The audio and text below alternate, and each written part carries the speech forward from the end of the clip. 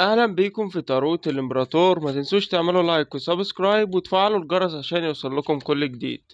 الفيديو ده هيكون التوقعات العاطفية لبرج القوس، طاقة مفتوحة.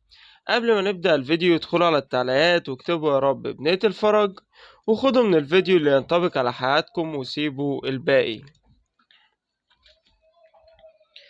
برج القوس، انا شايف ان في كتير منكم يا اما اديتوا ظهركم لحاجة كتير كانت تعباكم، او علاقة كانت بتربطكم بشخص، او زي ما يكون انتوا ما بقيتوش قادرين ان انتوا تستحملوا وضع معين او امر معين او طريقة تعامل معينة، سواء كان الشخص ده بيكابر ومش عايز يعترف بمشاعره، او سواء كان بيحسسكم ان انتوا غير مرغوب فيكم، او بيحسسكم يمكن ان مش بيحبكم قد ما انتوا ما متعلقين بيه وبتحبوه، او سواء كانت علاقة حب والشخص ده بيسيء معاملتكم، او ممكن يكون بيفتعل المشاكل او الخصام، أو ممكن يكون البعض منكم بالفعل في خصام أو في بعد، أو زي ما يكون الشخص ده رحل بدون سبب. لكن أنا شايف إن كتير منكم زي ما تكونوا عايزين تاخدوا خطوة إن انتوا تفوقوا، أو إن انتوا تنعشوا نفسكم، أو إن انتوا تصحوا من الغفلة اللي انتوا فيها، أو من التعب أو من الوضع السلبي اللي انتوا بتمروا بيه بقالكم فترة. وفي الوقت اللي انتوا بتعملوا فيه ده، هو ده الوقت اللي بيكون فيه تواصل وحب من الشخص ده اللي انتوا كتير اتمنيتوه، أو كتير حاولتوا أو سعيتوا اتجاهه إن هو يظهر ليكوا كلمة حب، أو إن هو يبين لكم قد إيه إن هو متعلق بيكم، أو يظهر لكم مشاعر إيجابية من قلبه اتجاهكم. والوقت اللي انتوا كنتوا فيه زي ما يكون انتوا هتبتدوا إن انتوا هتنتبهوا لنفسكم ولحياتكم، وت- وتبتدوا إن انتوا تفوقوا وتبصوا لبكرة وما تبصوش تحت رجليكم.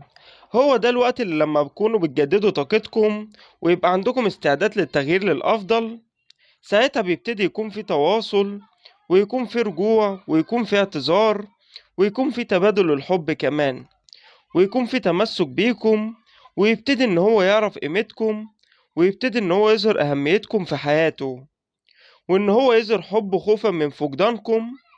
لكن انا شايف ان انتوا بقالكم فترة كبيرة جدا زي ما تكونوا غرقانين في تفكيركم ومحتارين، وفي حاجات كتير مش فاهمينها، حاسين ان في حاجات كتير يمكن مخفية عنكم، وحاسين ان انتوا غرقانين في الحب ده، او ان يمكن الحب ده من طرف واحد، ويمكن الشخص ده انتوا حاسين ان هو مش حاسس بيكم، وما بقيتوش عارفين ان هو عايزكم ولا لأ.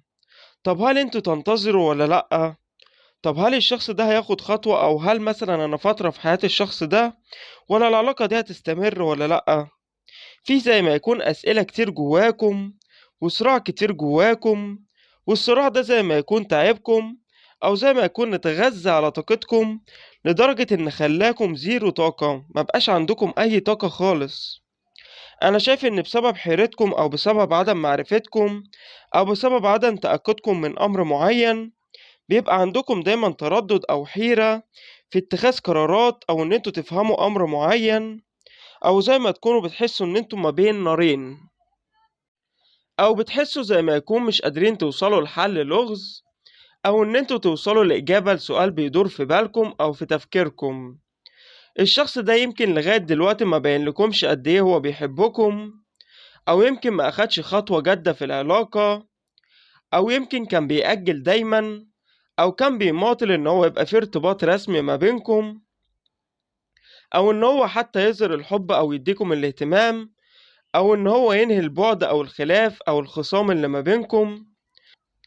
بس انا شايف ان في مشاعر جوه الشخص ده زي ما يكون عايز يعبر عنها، ويمكن بيستعد ان هو يتكلم، او ان هو ياخد خطوة ايجابية، سواء كان يعترف بالحب، او سواء كان يقدم على الارتباط او الزواج، او سواء كان ينهي البعد او ينهي الخلاف اللي ما بينكم، او ان هو يرجع ويقول يمكن هو اختفى ليه، او بعد عنكم ليه، او زي ما يكون فيه اهتمام بيكم.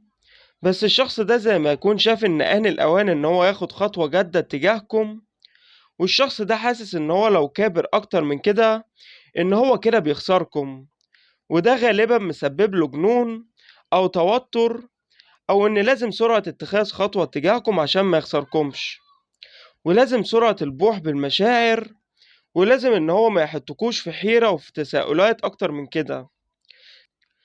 لان انتوا بالفعل ابتديتوا تحسوا ان زي ما تكونوا خسرتوا العلاقة دي، او خسرتوا الشخص ده، او يمكن ان مفيش فايدة، او ان يمكن ان الشخص ده مش عايزكم، او ان انتوا مش اولوياته او مش بيحبكم، او ان هو بيبادلكم نفس المشاعر او الاحاسيس، في حين ان انتوا معاكم المفتاح لكل حاجة انتوا بتتمنوها.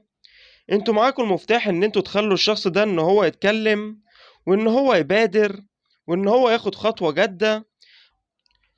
بس انتوا محتاجين ان انتوا تتصرفوا بحكمة وبوعي. يعني ممكن الشخص ده ليه طريقة معينة محتاجين ان انتوا تتصرفوا معاه عشان يتحفز، او ان هو يبتدي ان هو ينتبه ويفوق، او يقدم على ان هو يبقى ناضج، وان هو يقدر ان هو يتحمل المسؤولية بتاعة الارتباط. انا شايف ان انتوا محتاجين ان انتوا ثقتكم في نفسكم تزيد، ومحتاجين ان انتوا تذكروا نفسكم بالمميزات اللي ربنا بينعم عليكم بيها. وزي ما يكون انتوا عندكم جمال ورشاقة وكاريزما وشخصية اللي بتخلي الناس كتير حباكم او حابة وجودكم في حياتهم.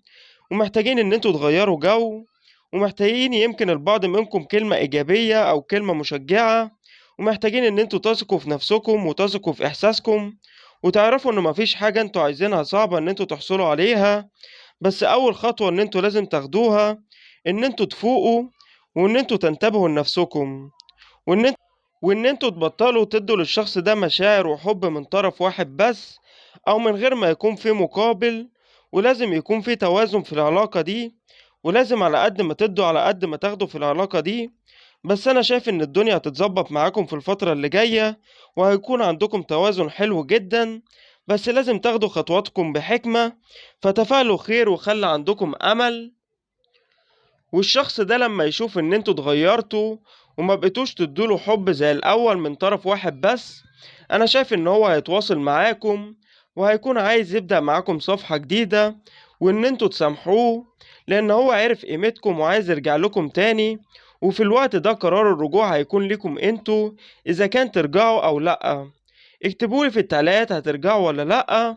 ولو عجبتكم القراءة ما تنسوش ان انتوا تعملوا لايك للفيديو واشتراك في القناة.